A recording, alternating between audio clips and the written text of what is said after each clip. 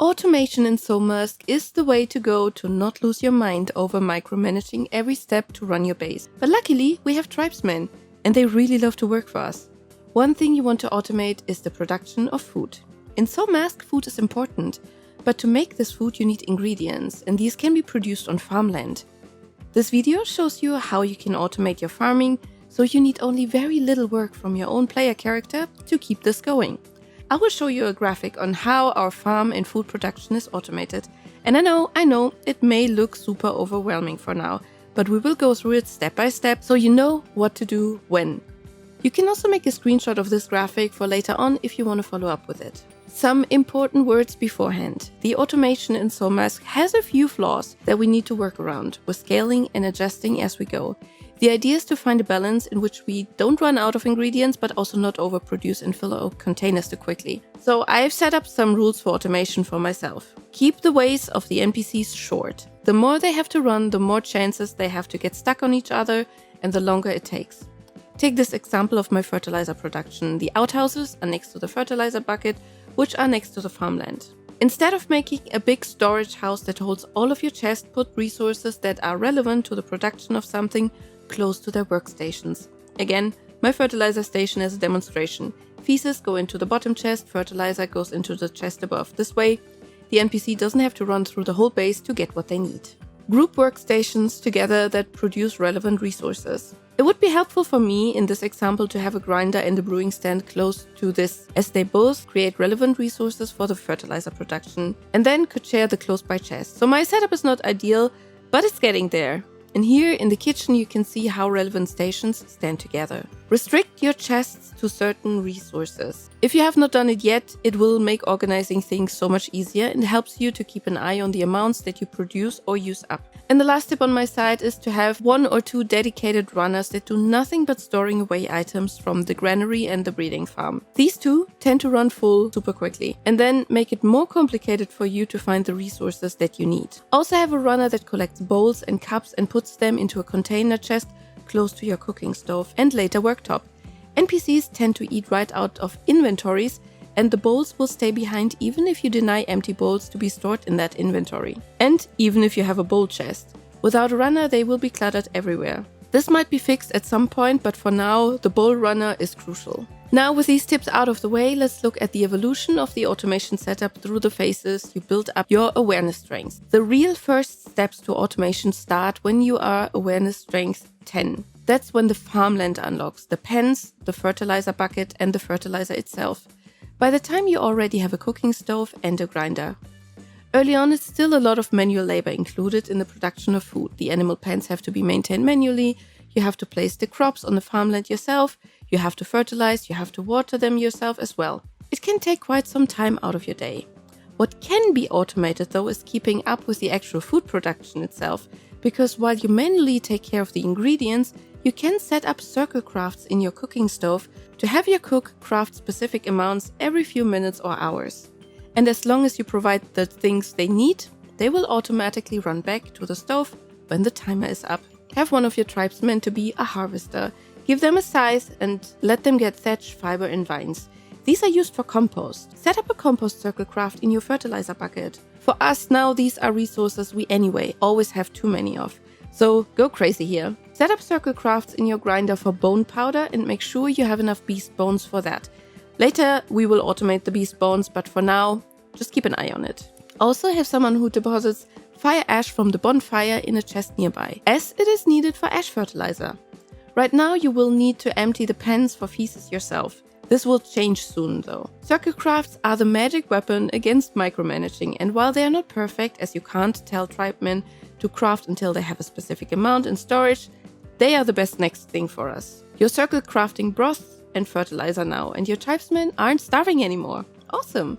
One thing that's not in the diagram is the maintenance of the farmland. Sometimes you get a grasshopper infestation or weeds that grow on the fields.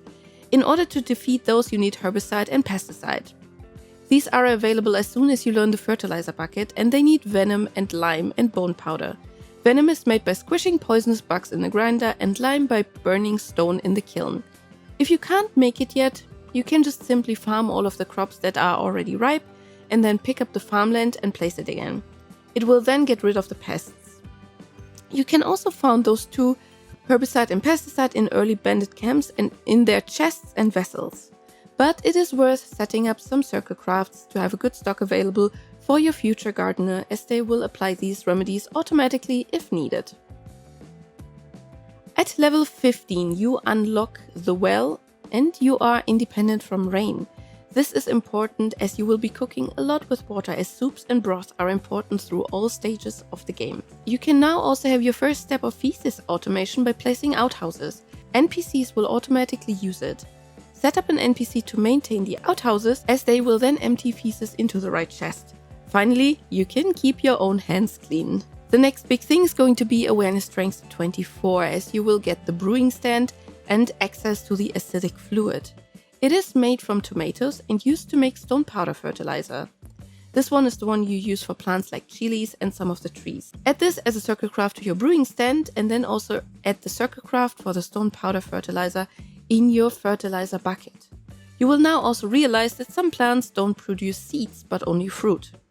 You can set up seed circle crafts in your grinder as well, but start very low, as many crafts get more than one seed and you don't need a lot of seeds per farmland.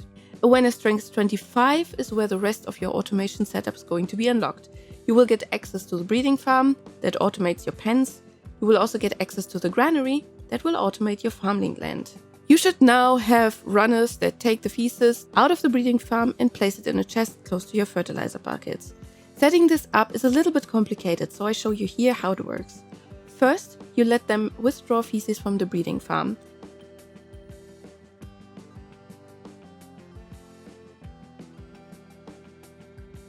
And then you set up another job right below that deposits the feces into the chests needed. Make sure you have your chests all named, as this makes it much easier for you to find them in the list.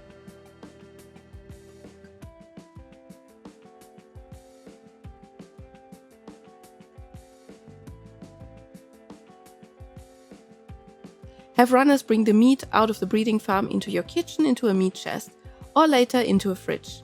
The granary now also produces fiber and thatch, so you need less of that resource to be collected from your harvester. Move beast bones close to the grinder for the bone powder fertilizer. Eggs from the breeding farm are an important food later on. Cooked, they are not only a good basic food, but they also will be used in fried tacos, an end-game staple food. And they are also used much later on for crafting. How about the food now? Like the actual dishes. Food can be crafted in circle crafts. Until we have a craft until you have this amount craft option, this is the best way we can set it up. I would automate broth and fish soup early on, as it fills your tribesmen food and water at the same time. Also set up circle crafts for your animal feed. This is much more efficient than feeding them vegetables, and they do not spoil. Buff food can also be automated in circle crafts, but depending on how often you need it. It might be smarter to have just the ingredients ready and manual craft the buff food as a preparation for exploration or fight. That way you don't lose them to spoilage. Check the category of the food in the title. You can only have one buff per category active at the same time. If you consume a food of the same category after, it will override the buffs, so plan ahead which food makes sense to you. Once you have reached awareness strength 30, you can build the worktop, which gives you access to more high-tier dishes. Don't get rid of the cooking stove though, as they will not only prepare ingredients for the advanced dishes, but also be used to prepare the food for your NPCs. As their food does not have to be advanced food when they stay in base just to maintain it. Every automation system will need fine-tuning, because sometimes you will have more or less resources than needed. Sometimes you need to set up a whole new set of circle crafts and workbenches to integrate a new branch into your automation system. And sometimes the requirements even change because you want to make different food. As you can see, even an automated system will need refining and sometimes maintenance. The easiest tip for fine-tuning and maintenance is to check if you always have the best crafters set up for the job. Don't be scared to switch a temporary but leveled crafter for a potential better one that can reach better proficiencies. Long term, you will profit from it.